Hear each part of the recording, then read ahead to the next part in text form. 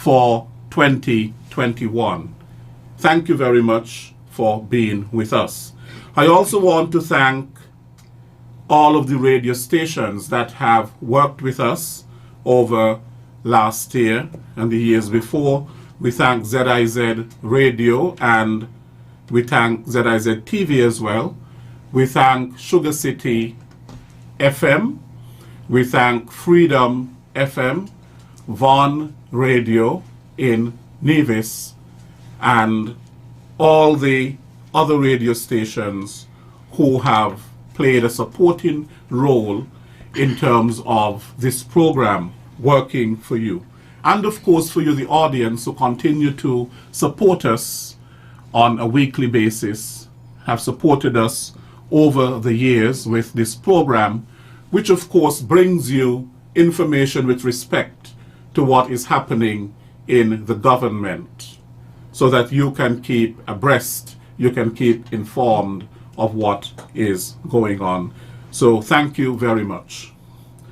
Today we are going to be having a discussion on the Ministry of Social Development's Family Matters program. And I have in the studio with me 3 guests who will engage you in a discussion in terms of what this program is all about and how you can benefit from it. I have the director of the counseling unit in the Ministry of Social Development, Mrs. Michelle Delacoudre Blake. Welcome, Mrs. Blake. Thank you, and good afternoon to all. I also have Alicia Collins, who is one of the team members, of course, at the counseling unit, and she's a family counselor. Yes. Welcome, Ms. Collins. Thank you very much, Mr. William. And I have Mr. Jeremy Thomas, also from the counseling unit, and Mr. Thomas is also a family counselor. Mr. Thomas, welcome. Thank you, sir, for having me. Of course, when we hear the term family matters, it is very loaded because it can be taken in more than one way. On one hand, family matters, we can look at it in terms of the matters of the family, which is a noun. Yes. Yes. And then we can look at it and say that the family matters in the sense, then it becomes a verb. Yes. Yes. Right, it becomes a verb. So it's actually a very nice name to give to a program. But as we know, the family is extremely important in society. In fact, it's the basic cell of any society. The glue, really, of society holds the family together, social cohesion, and so on. Now, the family plays basically 3 roles: that of the social, the economic, and the biological. Yes. We know that. Yes. Those 3 functions are the main functions of the family. Childbearing, which is the procreative, the reproductive function of the family. And then you have child rearing, which has to do with the social function, yes, how children are socialized to be a part of society. And then of course you have the economic function. Children must be supported and you know, and so on. That is also important. But before we start talking anymore, let me get to the meat of the matter. Family Matters program. What is this program? Why was it started?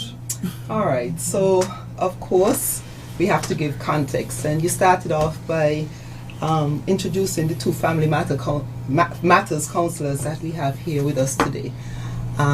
There is a bigger team. There are a team right now of 4 of us who are working right now. But when this program started, let me give you the context of how it started. USAID was doing some outreach work in 3 territories. So this was a part of a pilot work in 3 territories. So St Kitts and Nevis, I should say, St. Lucia and Guyana were part of the initial pilot project. So why did it come around? So of course we recognize, you started talking about the family, and you recognize that the family has many functions. But the thing that you focused on, or one of the things you focused on, was the thing that we needed to focus on, which is the social functioning of the family. And we recognize here in the region, well, certainly worldwide, but here in the region, families are under stress.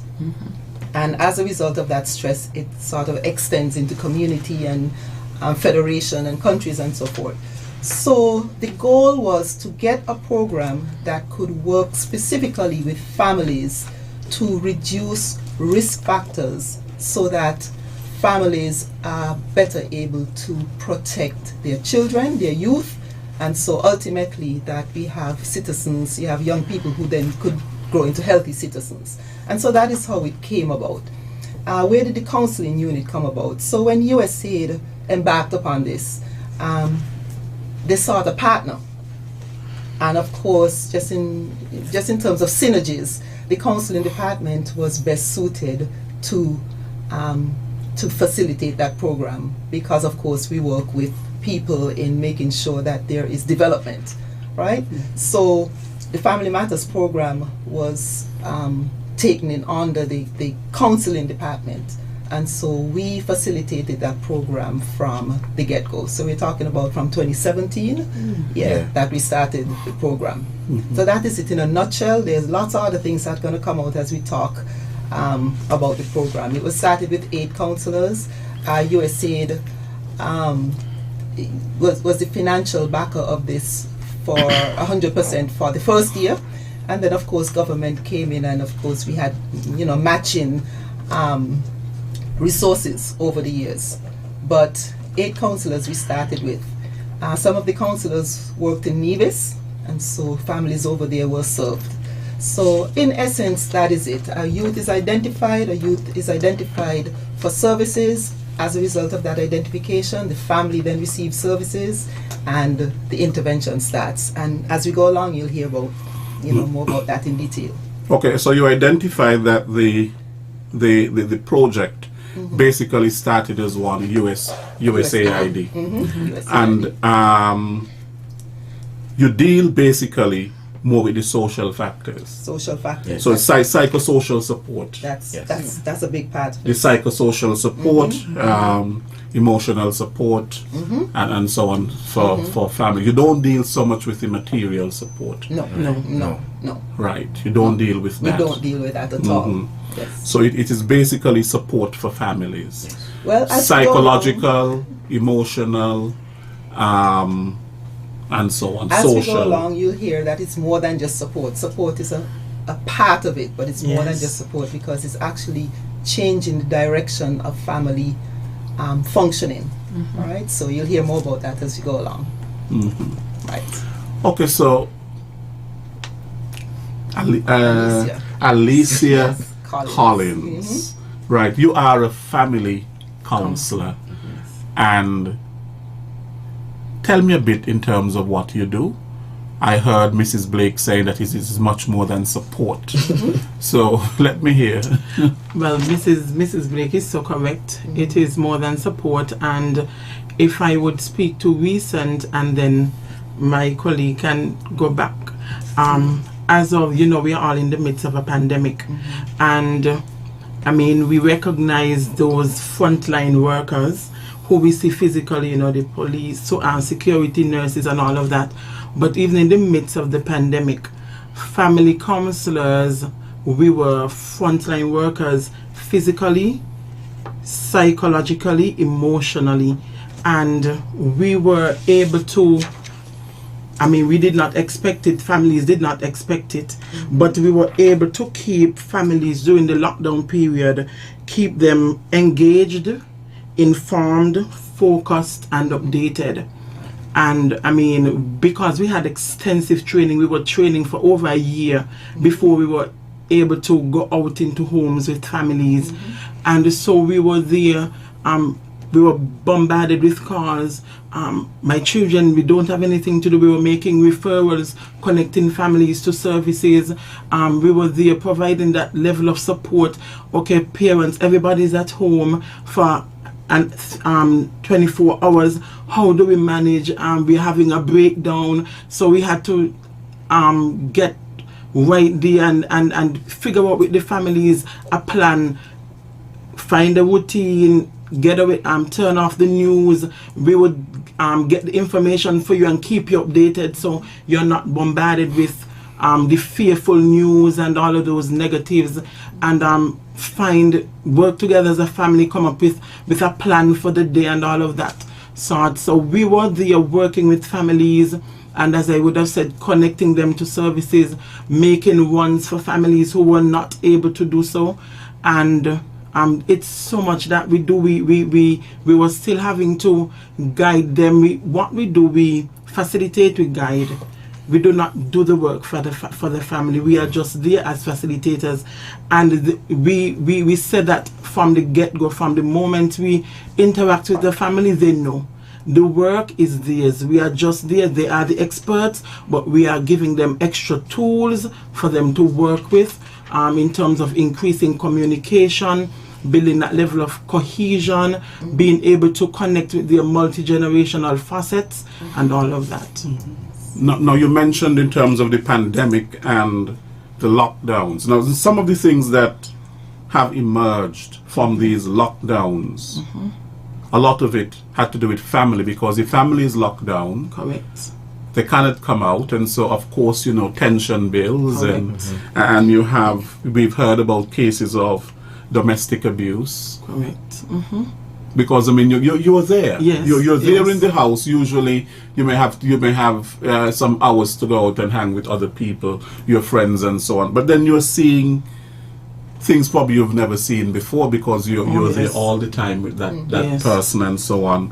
And so psychological issues came out, and emotional issues, domestic abuse issues, frustration, Yes. and so on.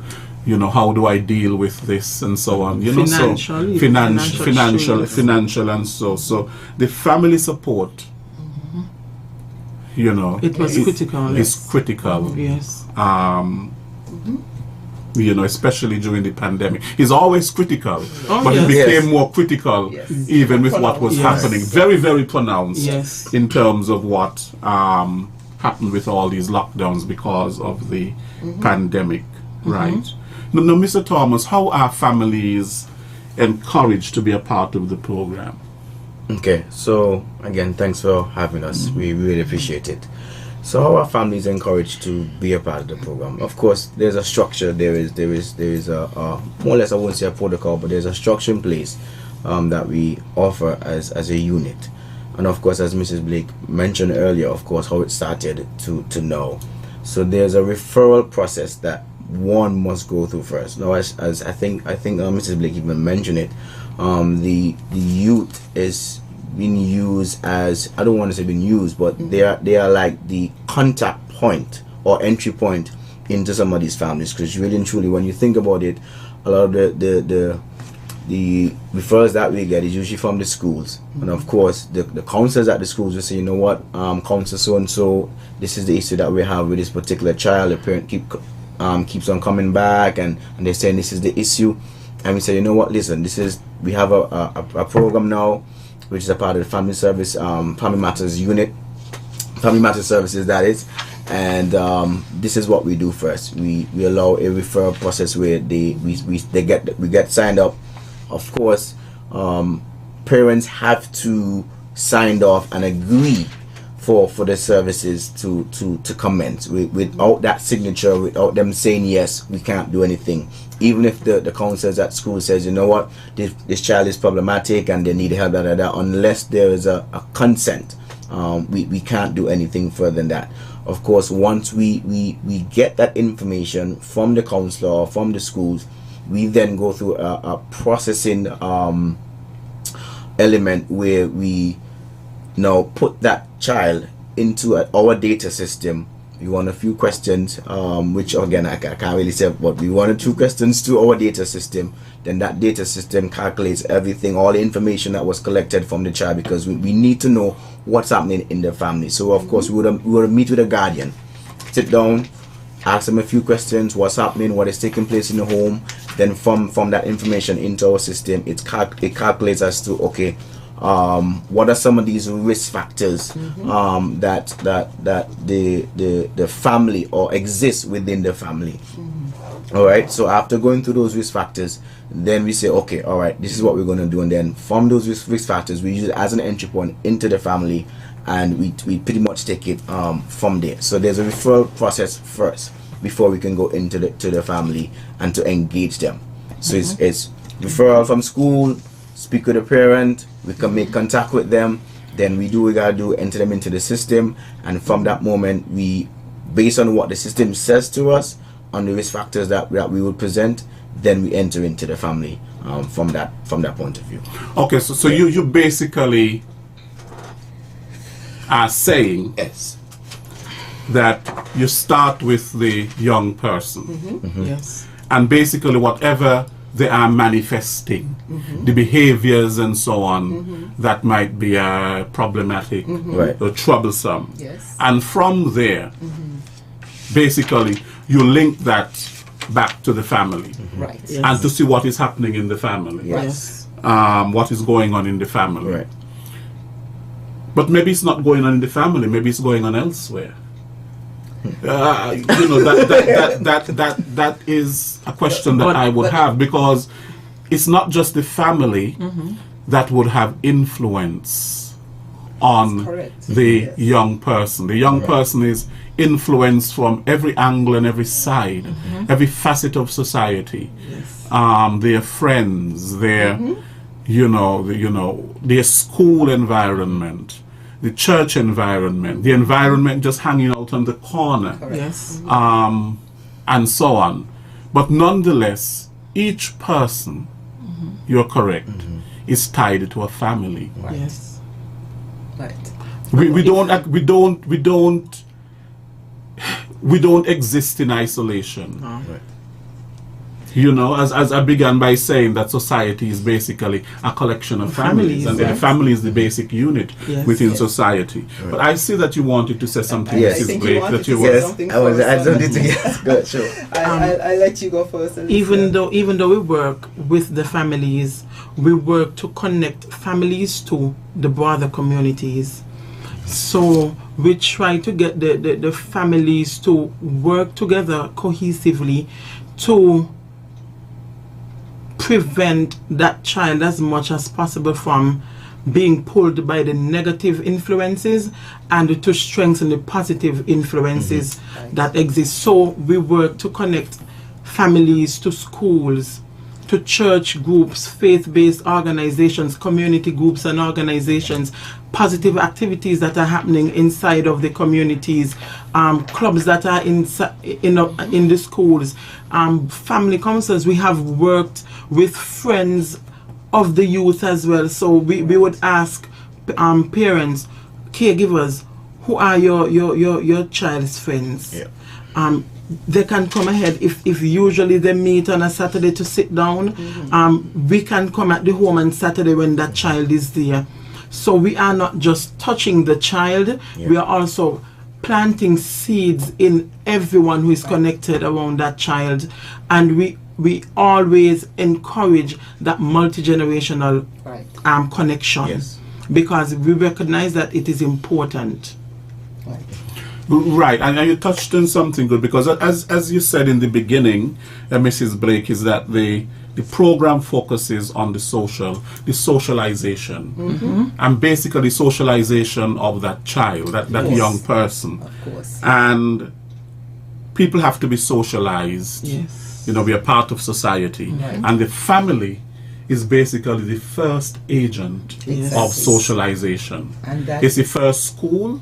right. It's the first courthouse. Oh yes. It's the first church. Right. Hospital. It's the first hospital, Right. and so on. Right. Yeah. That family socialization is important. Everything Right. else builds upon that. Exactly. The secondary sources, whether it is the school or the church, Right. you know, those are secondary sources of socialization. But it all links back to the family. Yes. And that is why a program like this is so important. Because as Alicia said, one of the goals is to strengthen the family's hierarchy. Yes. Who is in charge of this family? Yes. And strengthen that. And out of that strong and cohesive hierarchy comes youth, who the family knows how to protect and how to permit. When to protect and when to permit. Yeah. In fact, that terminology is one that we use all the time. When to protect, when to permit. Yes. Because there is a balancing act all throughout the developmental stage of childhood and youth, especially youth, when it gets to that teenage years, those teenage years. There is a balancing act of knowing how much to let the youth out into those same spaces that you talked about. People on the block, the people in school, the church. When do I pull back? How do I pull back? How do I pull back with a 13-year-old? How do I allow? What's the importance of allowing? Because the youth needs to learn himself too. When do I protect? When do I say no? So it's really sort of navigating those boundaries, or helping families navigate those boundaries, navigate through the conversations they have, through normalizing behavior. You know, the team we talk a lot about normalizing behavior. Right. And one of the things that does to help the family is help them recognize that, for example, if you have a teenager who may be spending more time with friends and wanting to take on the actions of friends and so forth, normalizing it. So you don't, so helping the family to recognize that that is a part of the teen development, and it's important for the teen in this way. Yes. So that you normalize behavior. So when you normalize behavior, then you could look and see what exactly you have to deal with. Because sometimes parents are so flustered and so just unsure that they sort of nitpick on everything, and that of course is destructive and damaging. So you normalize behavior and say, all right, these are normalized things that teenagers do. Obviously you don't want your teenagers to be just hanging out all over the place all the time. So you normalize the fact that peer influence and peer relationships are important.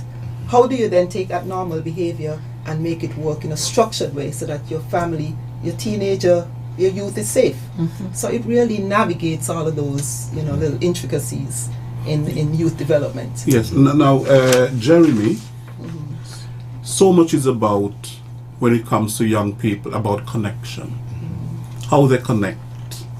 And we're speaking here about connections. And of course, that connection with the family, young people and their connection with the family. But as I mentioned earlier, they're not only connected with the family, they're connected with, you know, well, the immediate family, the extended family, their friends, others and so on within their environment, within the society. Now, how can you help these young people to connect, but at the very same time to disconnect? And what I mean by that is that you're connecting, yes, but maintaining who you are, keeping your values, and so without losing yourself. You see what I'm saying? You want to connect, but at the very same time, you don't want to get lost in that connectivity. Yes. Got you. Yeah. I will start with this. Usually when we enter into a family, after the first two phases of the process is completed, we usually get from the parents or guardian at the time, you know, the child is this, the child is that, you know, I'm tired of this, I'm frustrated, and when we change what we would say with amongst ourselves, changing the language, when we change that language with the guardian or parent, and we ask them, okay, what are some of the positive things that you know or you believe from your child or children, and they pause, and it's usually a very long pause, because they're like, okay, they're good at sports, or they're good at their schoolwork or their school subjects. I say, fine, okay, so let us see how we can use the strength of what they are good at and use it within the situation that you think now is making you frustrated. And usually, because one of the things that we do, of course, when we visit their family is family, then we speak with the child, and then we speak with the family again. Right. And usually we try to, at one point we will integrate a rewarding system so that whatever the child or whatever we would suggest, because again we're just only facilitators. We don't want the person to get that we're going in to fix the problem or fixing the issue. We're not doing it. We're only facilitating the family to let them listen. You're the one that identified this problem, but we're just here to facilitate you so that you'll be able to strengthen the positives and see how much that positive can literally change the dynamics of the family, the environment, and everything else. So that connection, we use it in such a way where the strength of that youth, whatever that they're good at, whatever that they possess, where the family sometimes don't see until they recognize that, wow, we never really saw this until you came in, until you got here. And because of that, the youth now begin to have that sense of care or confidence with esteem and self-esteem. They build their self-esteem, they build a particular confidence with themselves, that even the parents know. When they never said, you know what, I'm proud of you, I'm happy for what you're doing, the parents are now saying, you know what, I'm happy, I'm proud. And because of that now, there's this connection between the youth, where at first you thought that there was a disconnection, there is now a connection. And then even on when dealing with the outside, again, connecting to family and communities. And again, one of the things that we love to do is to really bring the grandmothers and the aunties and the uncles that are outside of the household together. The extended family. And that sometimes, or even most times, that really works on our behalf a lot, because the child will not speak to mommy, daddy, or maybe a sibling or two within the family, but they have an uncle, they have an auntie, they have grandmother or grandfather that they talk to the most. They're comfortable talking to. And as soon as we would bring that extended family into our meeting or allow them to be there, there's a whole different dynamics with the child. And because of what grandmother might say or uncle might say, listen, if he or she says, you got to listen to your mommy from now on, the whole environment changes. So the connection, it comes from very different angles that we would have been able to identify as counselors, because before we go into a family, we must have our meetings together.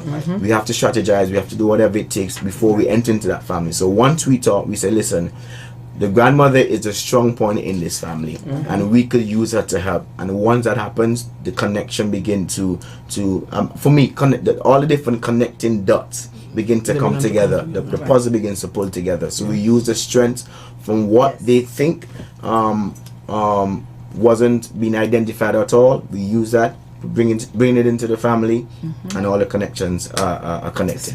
Mr. Williams, I want to follow up on that, because Jeremy just highlighted many things in his just excellent description of what happens, and he highlighted many things. I just want to focus on a couple of things. This is a program where the work with families is intentional. Every single visit that the family counselors have with the families, every visit is intentional, meaning that, as he said, there is a plan. They sit down in teams before they go, and they say, look, we're working on this is the situation, and they sit down in teams and they plan and they structure what needs to happen. So it's not a sort of by the way kind of chit-chatting and by the way something comes up. It's intentional. That's number one. Number two, and I'm highlighting some of the differences in this program to other interventions perhaps. Number two, the family counselors, as Alicia said earlier, so I'll go between the two of them, things that came out, extensively trained. One of the benefits we got from USAID when they were a part of, they were the major partner, certainly at first, and the major driver of this, is that they use their extensive resources to make sure that we were effectively trained. We had training upon training upon training upon training from top family therapists in the States that would come down and spend, I mean, how many times they'd come per year and spend intense week-long training sessions. I mean, if it's one thing we can say is that we got the resources, and so we have in the field experience, and in the field experience. So we have a team of people who are extensively trained in a particular model. Now the model is called Prevention and Intervention Family Systems Model. So it's a specific model with specific ways of dealing with families. Yes. It's a 6-month intervention. So you go into the families for 6 months, and each month has a particular activity Phase. plan, a particular phase, Yes. particular sets of goals, and each of these would be building on each other. So again, I just want to highlight the fact that this is so intentional. You go into the families, and Jeremy just talked about it, from a strength-based approach. Now, a lot of times when people work with families, it's about the problems. Yes. The problems of the family, the problems that the parents not doing, the problems of the children, problems. A lot of these families hear that again and again and again. Yes. So they disconnect from society because they go to school and they hear they're the problems. They go to church and they hear they're the problems. We go into the families and say, wait a minute, you're doing this so well. Yes. You are doing this so well. Yes. And many times they could tell you, and they Changing will the tell you, language. that the family stand back and be like, well, I never realized Yes. Yeah. that that was a strength. Yes. So I'm not going to talk too much. I'm going to let them talk a little bit more. But certainly strength-based. Another difference is that everybody is involved in decision making. Yes. So there's a hierarchy, but it doesn't mean that the hierarchy makes all the decisions. True. And of course, when there's involvement in decision making, it means that there's communication. So it opens up the communication process, which of course then lends itself to all of the other strengths we're talking about Yes. here. You have children and families talking with each other. Jeremy just talked about the multi-generational approach. That again is intentional. From the first time they sit down, they draw up and say, who do we need to pull in here? Yes. Yeah. Who do we need Yes. to pull into this? And they sit down and they work on who they need to pull into this. So definitely it's a strength-based approach, and the family is involved. It changes the language, and Jeremy talked about that. The language is one of can-do and positive, and we call it reframing. So Yes. our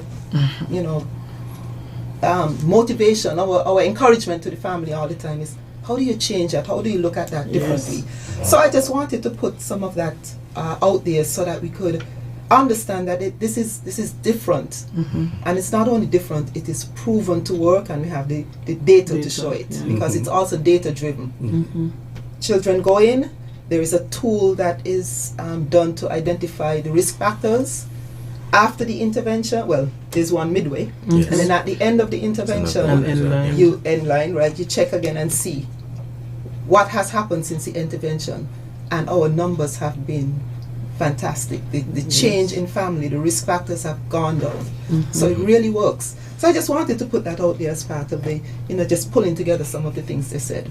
And if I can add to the same question you put forth to Jeremy, when we focus on the multi-generational facet, we allow grandparents, great-grandparents to share stories that make the family proud. Right. So there are stories of strength and resilience, and the young person, sometimes not even the parents know, because everybody's just so busy, and these discussions are not happening. So when a young person hears, well, back then my family, my grandmother, my great-grandmother's step was that step that brought everybody together on a Saturday, and persons in on my block ate from my grandmother's pot, my great-grandmother's pot. This storm happened, or this flood happened, and our grandparents led this street out of this into something safe. And then this child start to feel proud And connected. and connected. It's like, okay, well, I mean, I this is my place. My family has a right to be in this community. My family has made a contribution to this community. How can we continue on in our generation, continuing this legacy that our family has created? Yes, and this year, in the Calypso competition, Sharon Cannonier, she works at the Department of Youth, but she had a very powerful song Yes. in terms of those proverbs, sayings, yes. the sayings and so on, Okay. that Yes, come yes. from, way back. Mama used to And say, Mama used to say this, and yes. Mama used to say that. I thought it was a beautiful song, Yes. because then you know, those are being used as well to help children in terms of learning their socialization, helping them in terms of, you know, the values and all of that, you know, and that is one of the way that you can also teach young people. But the approach is what I like, is that you do not begin from a place of dysfunction. No. You begin from a place of function. And what I hear you saying, Jeremy, is that also you do not go there to solve problems. What you're doing is because people have it within them to solve their own problems. Of course. It's empowering. And you empower people. So you help them with some of the tools that they need for problem identification and problem solving. Yes. Right. And you have seen results. Great results. You guys could, you know, talk about some of the things. I mean, they have stories that, you know. And as Mrs. Blake would have mentioned, and Jeremy as well, we use a tool. So our program, our approach is data driven. So we are going in and we start the process. We already know how many risk factors, 5 or more risk factors you're eligible for service. Under And this program. yes, and if you fall below, we connect you to other services. And as we go along, in the middle of our intervention, 3 months in, we conduct another survey, another assessment. This gives us the opportunity, as well as the families, the opportunity to see what has been working, what we need to focus more on, what we can just continue to affirm families, because we do a lot of affirmations. We're always in there congratulating them, applauding them, praising them. And as my colleagues would have said, we have been changing languages in homes, in families across St Kitts and Nevis. And so we are applauding them, and we know, okay, so we recognize this factor would have gone down, but this one spiked a bit. Okay, let us focus here. So in the middle of our intervention, we are able to make changes. And we are able to share with families, okay, these are you have been doing excellent in this. Is there anything else you would like to focus on? And we still ask them what it is they want to focus on, and we are able to work our way in with our data. And at the end, there is another assessment, and we get an idea again as to what has worked, because then we don't just drop the families. At the end, we still maintain a level of connection with them, and so we are able to pass the baton to the family. We step back in phase 7, phase 6, we step back. We said, you are the leaders, this is your certificate. Go ahead, sit down as the head of the family, decide who will step up and who will step back at what point. Craft everything together, and then you come back and you have a meeting with your family to decide, to discuss the changes going forward. And you know, just in terms of some of the things that they've seen, just anecdotally, they've seen parents who may not have spoken to each other for years come together and work facilitatively and develop a different relationship. We've seen parents change their strategy of discipline, move it away from that punitive to having conversations that then yield results. We've seen children step up to the plate, young people step up to the plate and be engaged in the household and what's going on there. We've seen families come together to plan celebrations and all of them execute and do and just have a great time. We've seen the multi-generational, where people come in from the family and become a part of the functioning of the family. We've seen amazing changes. I mean, I may have forgotten something. We have also seen families becoming so empowered that they want to own their land. And we have seen young persons starting businesses. And we have also seen young persons, their grades improved, and their class, the stream has improved from A4 to A2, and teachers are saying, if it was not for just this little thing, that child would have gone up to A1. And we say, okay. And we have heard from teachers, I mean, we are hearing more from this parent. Yes, We are exactly. able to call them and reach them, and parents are saying, you know, the teacher actually sent me a message saying that the child has homework, Yes. and these are Yes. parents And who these might are have been pa- disconnected before. these are parents when we would have stepped into the homes, they would have had reasons why they don't trust service providers. Right. And so we had a lot of walls to break down bit by bit. But because we're in there saying, you are awesome, you have been doing an amazing job, we congratulate the family, you have kept this family together in spite of all of the difficulties. How do you manage working 6 jobs and your child is still able to go to Right. school and you're able to get up? And we have been, and then they're like, okay, yes, you know, I never looked at it that way, realized. yes. Wow, are you sure? Me, like, we have heard, you know, families say, I have never heard anything positive about my Right. parenting skills Right. ever, fathers and mothers. Right. And so when we say, but you're doing an amazing, you sure? I am? Of course. And you know we love, because as Jeremy would have said, even when we get the information before we enter the family, we are looking at every possible information we get.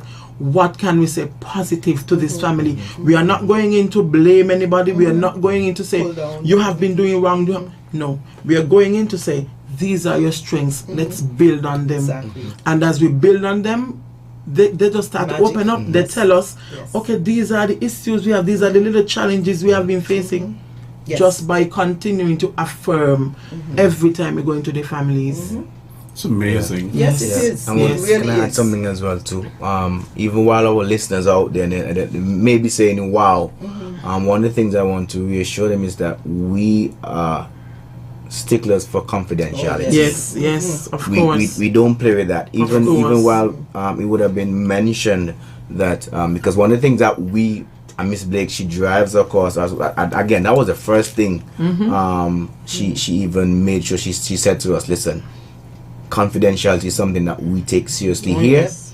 And yes, we speak in teams, but a lot of times as individual family counselors with cases, I may present a case Yes. to Alicia, but Alicia really don't know. She don't know who is. Yes. So at the end of the day, she knows, yes, these are some of the factors, because Yes. we sit together or we team up together to speak about a case based But it's on a the case, yes. you don't use names. We don't Right. use name. No. This is the case. Right. This is Yes. what's happening. This is Right. what presented. Even when we sit with Mrs. Blake. So Mrs. Blake, this is the first. Yes. Unless it's a one-on-one, because we Right. know what it is on a one-on-one Right. with ourselves and Mrs. Blake and Right. the relationship that we have. But once we group together as a strategic team. We sit and we say, listen, this is what's happening, ABC, Right. and how do you think I should go about doing this, or what do you think is suggested? Because again, when we go into the home as well, we make sure we stress confidentiality. Confidentiality. We make sure that, listen, Yes. whatever is said here stays here. And so I just want to make sure Yes. listeners know why we getting all excited and they're probably saying, wow, is that your business, it's not going to be heard. And as a matter of fact, we never had any reports of any of our families saying they Yes. heard their information outside on the road and they want to know what's going on. Right. No. Right. We make sure at the end of the day that their business is safe with us, and that everything that is said and done happens right in the meetings, and that's it. But you know, Yeah. Jeremy, just to say, Yes, sir. but No, just sure. to say, one of the things that I know happens, and you're right, we stress confidentiality and we maintain it. But I know one of the things that happens is that people become so turned on by Yes. what they have experienced that they tell people, Yeah. this is my family Yeah. counselor. Yeah, Yes. yes, and that's Yeah, it's like we're out in the public, and, Yeah. you know, and Yeah. oh, and I mean, like, oh, Yeah. you know, because you know, I They're mean, transformed. Yes. yes, So yes, it Transformation. says a lot. Yeah. Yes. yes, And what you mentioned, Jeremy, is so important in terms of the confidentiality, because we live in a society where we talk about nigger house, Nigga business. nigger business, you know, Yeah. and our society is so consumed yes, correct, with that, Yes. Right. and we need to empty out the negativity. Yes. We need to empty it out. Yes. And that nigger house culture that we have is a very negative culture. We even had something in our carnival at Christmas time and so on. I don't see it now where they come around and it's nigger business, nigger house, what this kind of a thing. We seem to like that sort of a thing. But most of it is really to pull people down. Yes. But we don't like not that really at the counseling center. No. Not really to build the people up. And so I'm happy to hear that that you spoke about the confidentiality, which is so important in terms of helping people to grow. Yes. The nurturing, the healing, and that is important. And the building of that relationship with the family. Because, people are not just going to trust you like that. Right. You have to go in and then a relationship is built. Yes. And as I was going to say, the young persons, even parents may open up a little bit more, but the young persons, they are very protective of their spaces, of their information, of their identity. And a young person can tell how genuine you are without even saying anything. Right. And so but when we look at how our young persons have responded to us, we know that we are doing something trustworthy. And even when we would have done a survey and we were asking them what it is you like about your council the most, trustworthiness, their level of confidentiality, being able to boost their self-esteem. Those are the feedback we were getting from the young people. So it shows that we are not only leaving an impact on the caregivers, but we are also leaving an impact on young people, the same young people who we hear so much negatives about, but we see these young people in a different light just because we change the conversation. There was a Calypsonian who said change the conversation. Miss Independent. Yes. And we need to change the conversation. Yes, because we enter and as Miss Independent said, we change the conversation. And as our reigning queen, as our reigning queen, she's one of my favorite songs, as she sang and said, it takes all of us. We're in this together. Yes, it takes all of us. And it's not just a one-off approach. Even when we strategize, it takes all of us. We sit together and we get different perspectives. Okay, this is the information. We're not relaying the names and who this person is, but this is it. Situation. Can you please use your lens and tell me something else that I can do? Maybe I can try something else. That is the approach you take. When we go into the home, we talk the same thing. You have to work together. You are a team. You can have a pack of dominoes, and if one domino is missing, you don't have a game. And so everybody has a part to play. And those are the things that we say. You to have families. the domino effect. One is affected, all is affected. Of course. The whole set comes tumbling down. Now, how? I'm interested in knowing how do families qualify for the program? Who qualifies? And what if someone does not meet the qualifying criteria? Okay, so let me go back to... So, either Jeremy or Alicia, perhaps both of them, spoke about risk factors qualifying, right? So, the tool that brings you into the program measures risk factors. So, there are 9 risk factors, specific risk factors that the tool measures. I think there are about 150 questions. 9 risk factors that are measured. So it takes the youth about maybe an hour, 45 minutes, 45 minutes to an hour to go through and give the responses. Now, just so that you know, the tool is developed so that people can't lie. In other words, sometimes people might say, okay, I think this is what they want me to say, but it catches it in the whole process. Right? What's it called? The validity of the tool. Yes. Right. So it catches it. So the tool is able to pick up risk factors. If an individual has been identified by 5 risk factors, they then become eligible to be a part of this program. 5 or more. Yes. So eligibility then offers you the space. Of course, as Jeremy said, there has to be consent. I have to want to, but eligibility offers you the space. So then, of course, we have that intentional, manualized, structured, phased approach with specific ways of working with the family. For those families that don't meet the criteria, and there may be some reasons why you don't meet the criteria. For example, issues related to serious mental illnesses or serious mental presentations, mental health presentations, are not a good fit for this. Issues related to extreme substance use disorders and so forth are not a good fit for it. So there's some things that don't fit this. Of course, there's some situations where people may not have 5 risk factors, but they may need something. They may need an after-school program. They may need a parenting program. So, as you know, both of my colleagues said, they may qualify for another type of intervention, maybe within our ministry or within the service. Maybe something in youth. They may qualify for something else. And so, one of the things that we do is perhaps guide them to, point them to. You know, you're not qualified for this service, but we don't want to leave you without a service because there's been some identified need.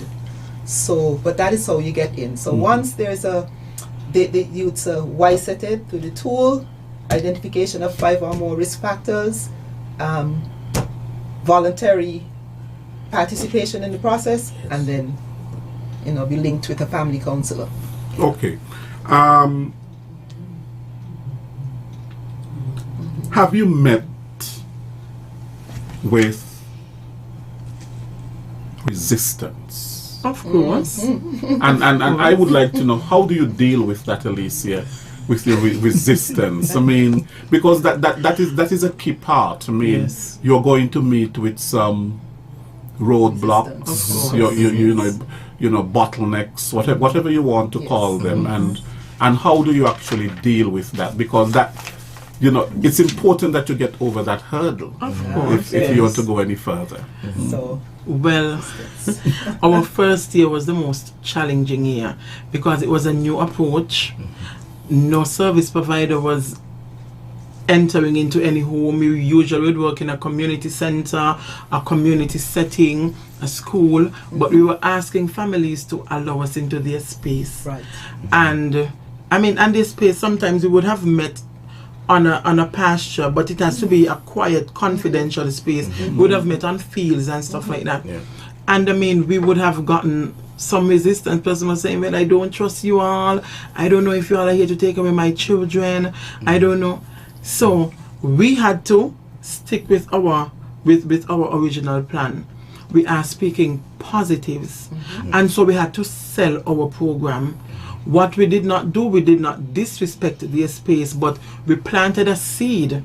We let them know these are what we stand for, and in the event that anything should come up, even if and we are aware of everyday challenges with young people, we say, even if you're called to a school and you're not certain how to go about that, you can call us.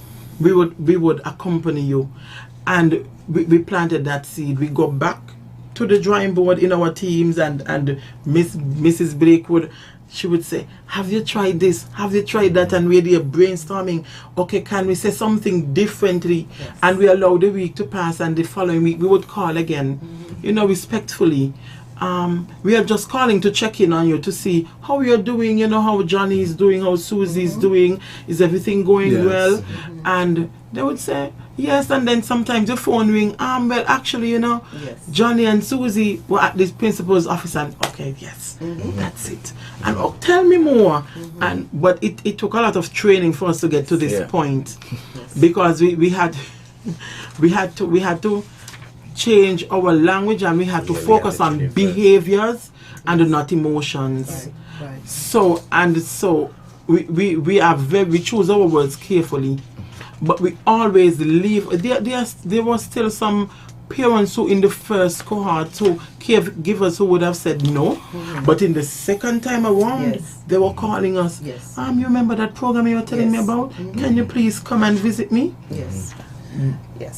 Because the program, the results spoke for itself, and we reached to the point where we had caregivers saying to other parents in PTAs at schools, you know, I was meeting with this family counselor and they were doing a very good job with helping us to. And then we started to get all of these referrals from these parents. But at the first cohort around, it was it was very demanding. We were getting a lot of opposition, but we kept on going, but we did not press forward in a negative light. Right. We just let them know we are here for you if you need us. And we moved on, and we go back and we group and we call to check in on them, just a phone call. How are you doing, as I would have said. And so we are doing much better. I wanted to also add something to what Alicia said with resistance, because she talked about resistance from perhaps going into the families, and the families quite not sure what you're coming for and so forth.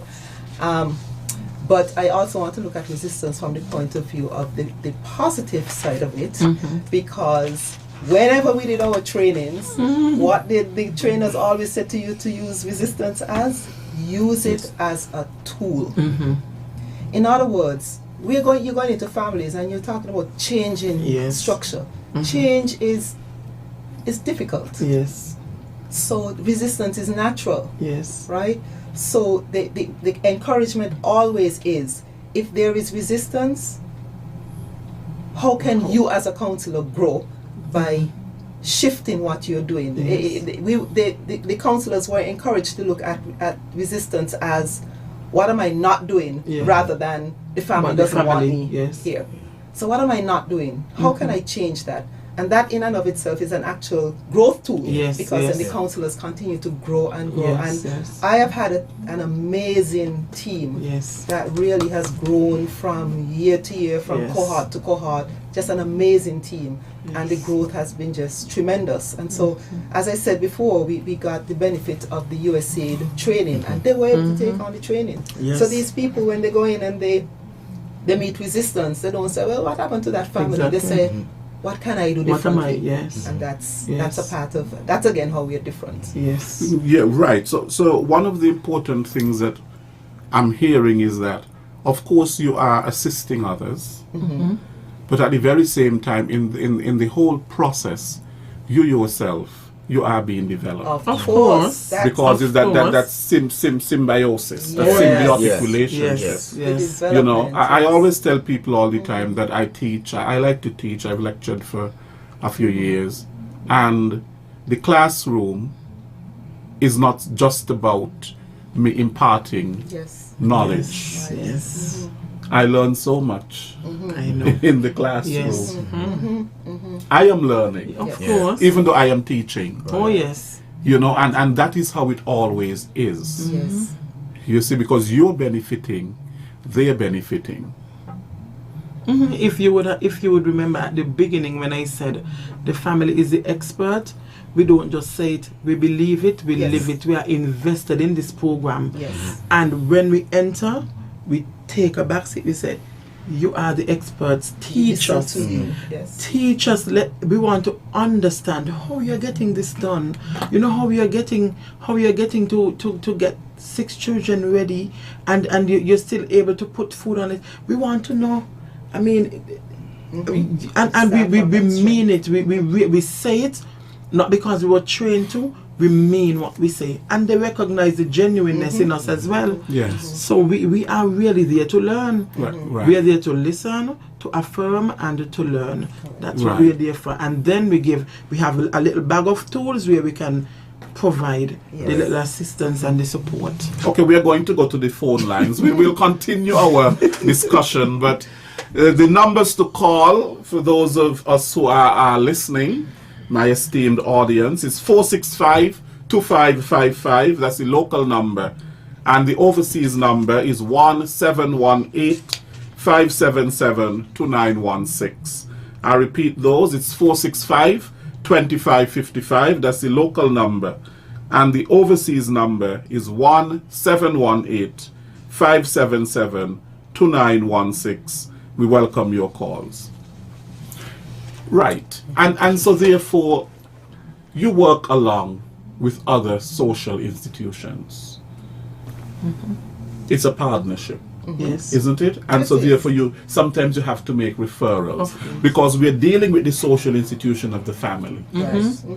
But at the very same time, there are other social institutions that are connected.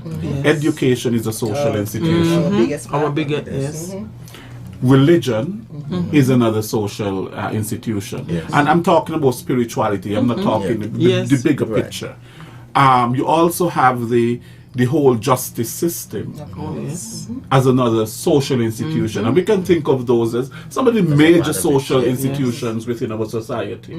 Because sometimes people may have problems of delinquency, they may run afoul of the law, they may have problems with learning. As you correctly said, you've seen the grades of students improve Yes. just by intervention. Yes. Yes. You know, and I suppose that will work for all the other things. Yes. Yes. You know, people want to be loved. Yes. People want to be appreciated. Respected. People want to be respected, and so on. And when we get all of those things into the mix, Yes. then you see a whole different, Correct. you know, transformation. Yes. Yes. You know. Well, one of the things that happens is because the family counselors are so ingrained in the family unit, they develop what I would like to call a third eye. They get to see Yes. things clearly. Yes. So they are ideally placed to be able to say, this family needs additional support this way. And it has happened. This family could benefit from this particular thing. We also have worked in collaboration with other partners, probation and child welfare and so forth, too, right? To make sure, yes. And Right. I also think, I know the work that we do, the level of access we have to families, we are able to help in creating policies, Right. changing policies, Correct. because we get a bird's eye view of what Yes. persons are just staying on the outside, Yeah. assuming, but we know. Or sometimes people on the outside see maybe one One- facet. Right. You see the But we see whole multiple- picture. yes. You see the whole picture. And that allows for a lot of creative work, that Yes. allows for connections, that allows for being able to make analysis of what families really need. Yes. You know, this really allows for some in-depth understanding of what the families are experiencing and what they're going Right. through. Yes. Right. Is there any sort of I know you going and you help these families.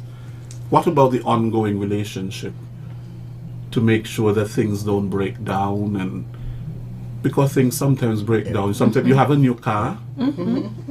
Jeremy. You have a new car. And of course, when you have the new car, sometimes you don't think that new Yes. car one day will become old. Yes. But if you don't maintain that car, take proper care of that car, it will break down Someday. some faster than anything else. You have to make sure that the oil is there and you know it has water and Yeah. all of that sort of a thing. So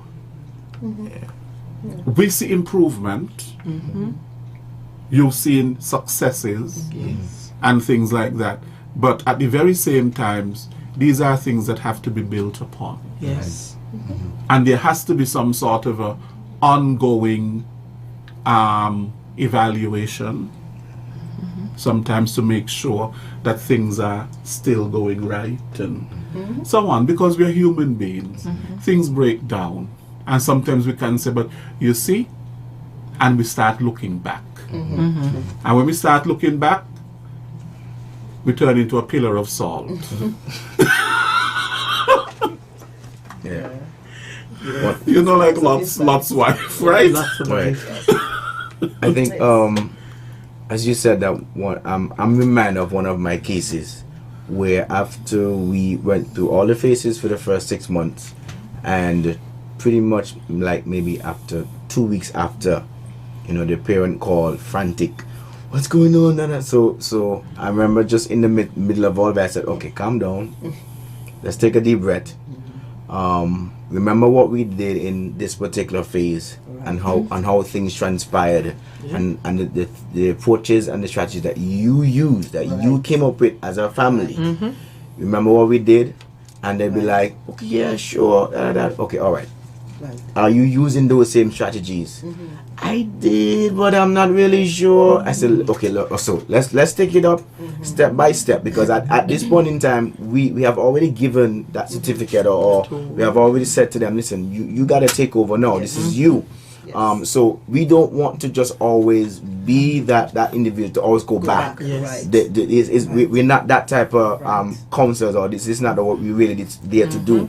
So we go back to remind them this is what we're doing, and even in the middle of doing that, if there's a case where we have to now suggest, okay, let's try one of the things that we probably never did during the sessions, and let's see how that works. And usually after that phone call, you really don't hear from the parents again, unless you maybe you yourself may call and say, how things happened from last week. Did everything? She said everything went perfect. We spoke, we came together as you left us with, and things are now going smoothly. Yes. So the ongoing process is not like we're just gonna go back into the family to start over everything again. Right. But it's the little 5-minute or 10-minute phone calls just to give them a reminder, because as you said, we're humans, things happened, but at the same time, we just need that reminder as well, that hey, remember what we did and it worked. Correct. You know for sure it worked. There is no doubt in your mind that it won't work. It will work. So let's try it this way again, and it happens. Yeah, we give them the power. Yes. They have the power. Yeah. Now, Mrs. Blake, what measurement tools do you use, to measure success? Right. So we measure success variety of ways, and we started talking about the tool called the YSET, and so that stands for Youth Service Eligibility Tool. So it's the tool that gets you in. So that has to be the thing that you measure, because obviously when you go in and there's certain things that are identified, when you come out, there should be a difference after the intervention. So that's one way of measuring. Certainly through our the cohorts that we've had, just overall we have been able to document a 73% overall reduction rate in risk factors. The first year, I think it was about 59%. Yes. The second year it jumped to 90. And that may have been the second cohort of families, and that may have been because there was additional training. The counselors became more comfortable in understanding the model, and they just knew how to work it with the families. So there was a lot more competency there. So we measure it through that. But I tell you, we measure it with our stories. Yes. And when we sit in our team meetings and we hear the stories coming in from different places. When USAID was closing off this, USAID CFYR was closing off this, they did an analysis of some of the impact on young people, and they chose young people from St Kitts to highlight in their report, so to speak, because there had been amazing work done with people in St Kitts. So we measure it through the YSET that says to us, these are the reduction rates that we've seen, and we measure it with the fact that the regional counterparts are able to say, you are doing something good here. And we measure it when we sit down in our team meetings weekly, our supervision meetings weekly, and we hear what is happening on the ground. So, yes. And we measure it by the referrals. And the referral the process, caregivers. and what else? I think I want to add this too, even from what Mrs. Blake said. I think the model that USAID left us with, it personalized us. It allowed us to put our own different personalities within the model. We at first when we got the model, it was like, oh my gosh, how are we going to do this?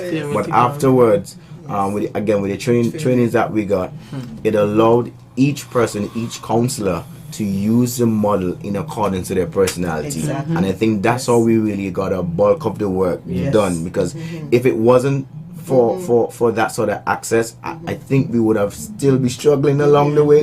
But our personalities allow this program to be what it is, and what I think it's going to be in the future. And because of what's happening now, as Mrs. Blake says, listen, the successes are in the stories. It's not just what was given to us, because we appreciate everything that was given to us, but it's in the stories. Yes. What are some of the family matters that you have encountered. We are not divulging Yes. Right. names No. and so on. Right. We're No, speaking no, no. in general. What are some family matters that you have encountered? I will start with mine. I guess on my end, most of my cases would have pretty much involved maybe like youth coming home pretty late. You know, they're out late. The parents may give a particular instruction and they pretty much ignore it and that kind of stuff. I sometimes, I think we should have laws for that. Sorry to cut you off, but I think that is becoming the norm. Now I see young people on the street very late at night. I mean, when I was growing up, we were told you had to be home by a certain time, and you yes. better be home by a certain time. Right. Yes. Yes. Yeah. I think one of the things our program it has been able to do is set rules within the home that must be followed. And everybody Like- was and involved. Everybody, right, and Yes. everyone within the family would Was have been a involved. part Including- of that including the situation, young person. including young person. So what tends to happen is that when we all come and we sit together and say, "Listen, John, you're gonna be back home by 7 o'clock every single night with all your activities, with everything that you do throughout the day. You're gonna be back home by 7 p.m. and that's it.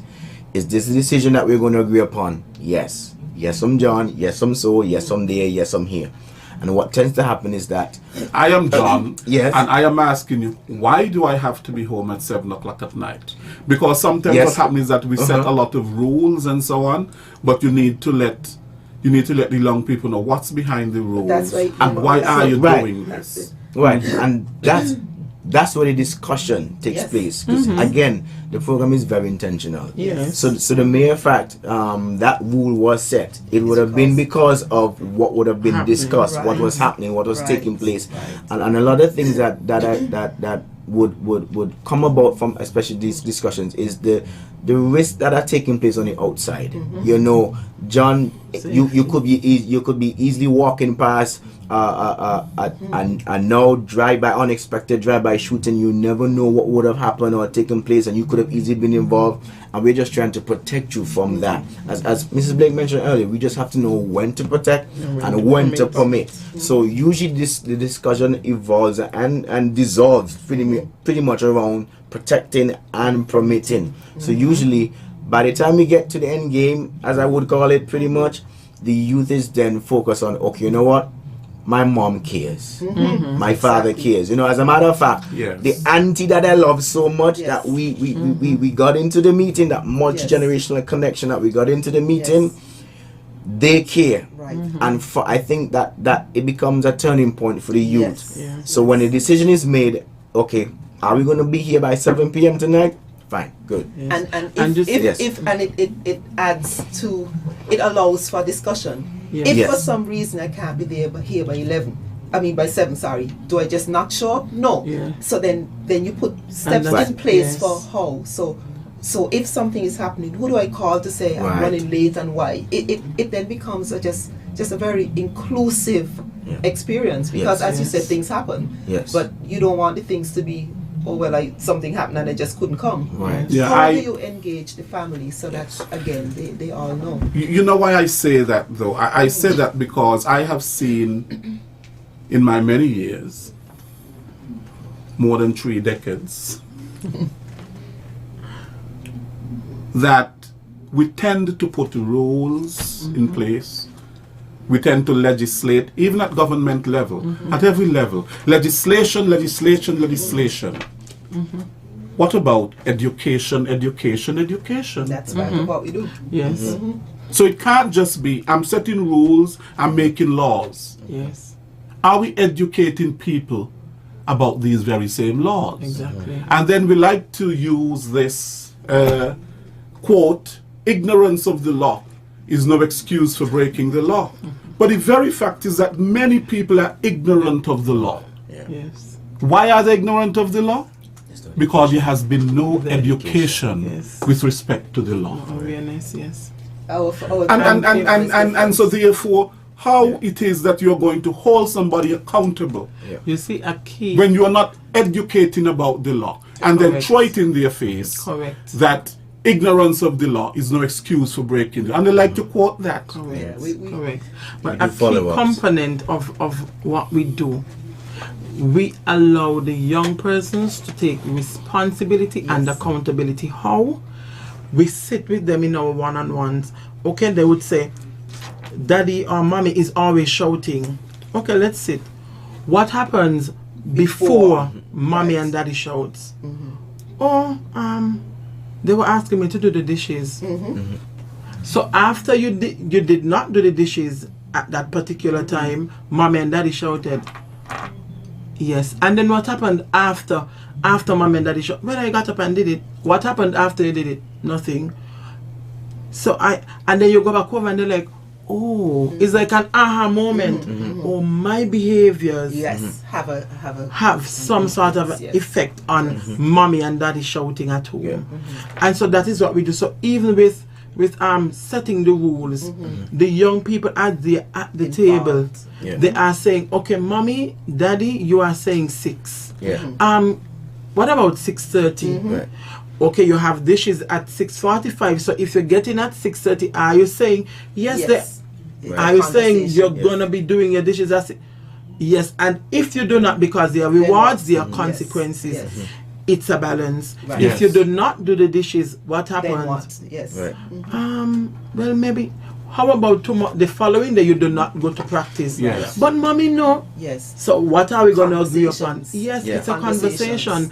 And then we It's are a teaching, we are conversations. equipping our young persons Yes. with negotiating skills Okay, right. And decision making. and decision making skills That as is well. correct. And we have a paradigm in the family that I don't know where we get this thing from, but we like to hit. Everything is that we're beating. And they like to throw this thing in your face about the Bible say, oh, do not spare the rod and spoil the child, from Proverbs and all that sort of a thing. But they've taken it literally to mean a literal rod that you're supposed to beat somebody with. What that is basically saying is that there must be discipline. Discipline does not always come with beating, corporal punishment and all of that sort of a thing. And if you're going to punish also, you must educate. You must educate, not just punish. So therefore, people are being punished. Why am I being punished? Why is this the consequence of my behavior?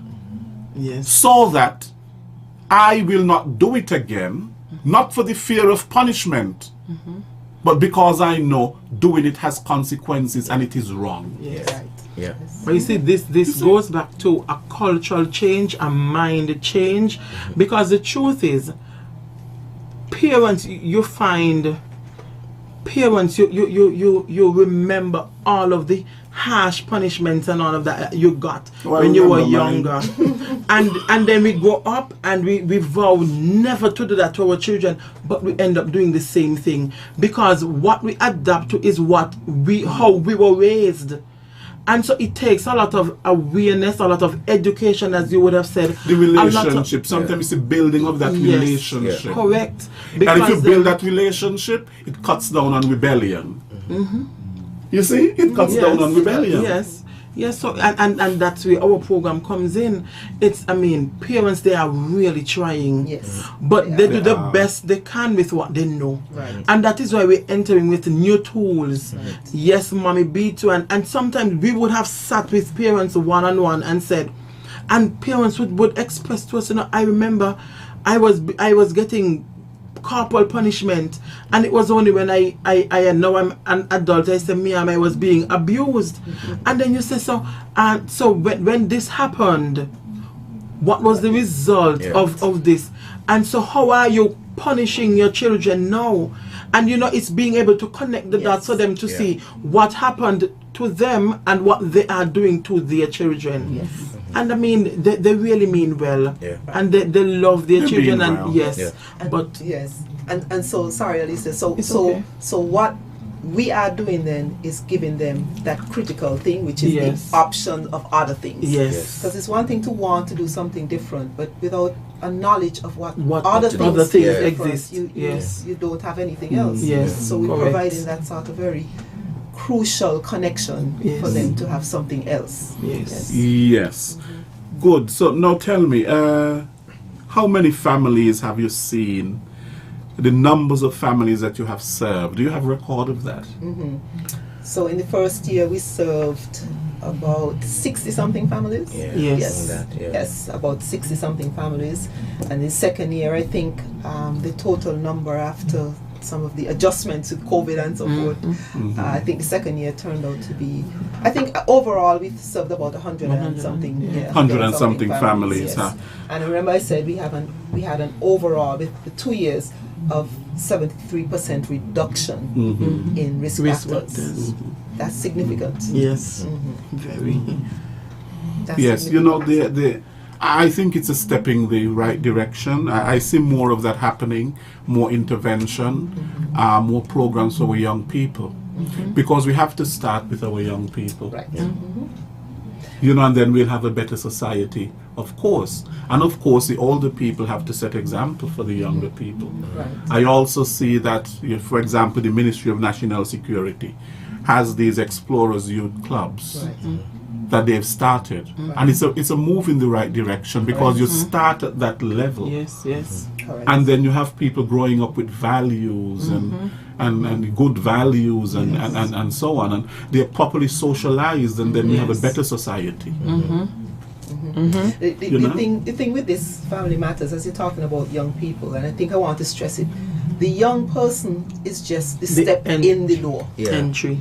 The young person is not the focus. The family. The family is the focus. That is correct. Yes. So the young person he does the wise They just he give us gets the pass into in the home. door to say, That is correct, to know what's happening Right. and how the family can be better served Then we get into and it better of the family. function. Exactly. So it's not again, this is where it's different. So not it's a pointing holistic out the approach. finger, Johnny is the problem, so Johnny needs to be fixed. That is correct. Right. It's a holistic approach. Yes. The entire family benefits. Exactly. The entire family benefits. Now, what do you see in terms of the future for this program and its continued impact on the federation, on a whole? So as I said, USAID left us with just so much rich training and knowledge and a model that is proven to be effective.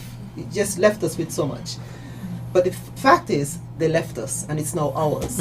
So we could do with it what works for us. Oh yes. And so where I would like to see it go in the future, I would like to see a couple of things happen. I would like to see, for example, some of those 100 and something families that have benefited from that, I would like to see them become mentors to other families. Yes. Because remember I talked about the fact that not every family needs to come into this program. Yes. And so you may need family support in the community. Why not have a grouping? So Parent that support a parent group. support group where these people, these families who've been through it, who know exactly how to, it's not just about talk, to know exactly how to help to change directions. Yes. So that is something I would love to see happen. I would love to see the concept of the model expanded into other areas. So we use the model, and we use the model very intentionally for families. But there are some core concepts of the model that could be used in so many other areas. Yes. So in other words, we could talk to a parenting group about how to change language. We could talk to a church group about how to include how to do an echo map and include everybody to support the family. I mean, the point is that there are concepts within the model that we could use to just sort of strengthen. So I would like to see this. I would like to see it continue to grow. I mean, when we started in particular communities that were identified. So I would like to see this become something that we do, right across the island. Yes. And eventually I would like to see this program grow. I mean, obviously, it's ours now, and we have to, it's like taking some baby steps again. Now that it's ours, we have to sort of structure what we want. But I would like to see it grow. I'd like to see more family counselors come on, and so we're able to just use the program to our benefit. Each family counselor could manage about 10 to 12 families per cycle. So that's, if you have each family counselor doing that, you have significant numbers of families that could be affected. So these are some of the things that I would like to see in the future. Colleagues have things that they want to see. Right, and we can end on that in terms of your recommendations for the program. I'm very happy to see that we have people who are so enthusiastic and so engaged and love what it is that they do. I can just see it. I mean, look at Alicia. I mean, this is this is something actually that she just loves. And I can really see people gravitating towards her. And Jeremy as well. You said that one of the things that wasn't mentioned, that I'm the sole male within our group of counselors, and again with the whole stigma of even male being counselors and counseling children and families. What has happened is that I guess of course with the decision of the decision makers have allowed me to be a part of the group, and I'm happy to be a part of the counseling unit as well, is that it has broken barriers where that is concerned. So I think that has been a plus within our group and unit. So that's something that I personally, for the future, I would love to see. More male counselors, because it helps a lot with the male youth that's within a family that we deal with from time to time. Because there's so many times, sometimes to some of the family counselors, they say, "Oh my God, I have this young boy and I don't know what to do." And I'll be like, "Okay, calm down. It's a boy. We'll get through this." So for me, my recommendation would be to see more male counselors, come on board, and once it's allowed and the government has the funding and everything to allow that. I would like to see that. But good male counselors. But good male counselors. Like you. Yes.